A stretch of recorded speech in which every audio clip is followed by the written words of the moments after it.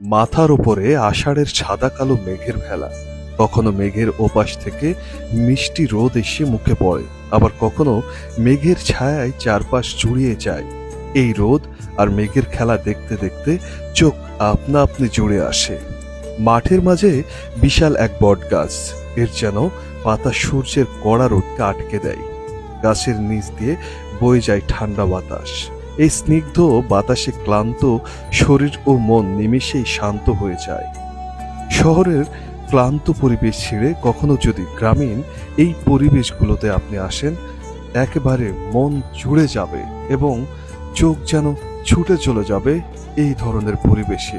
মাঠের মাঝে দেখতে পাচ্ছেন সুন্দর একটি বটগাছ, তার নিচে পাতা আছে।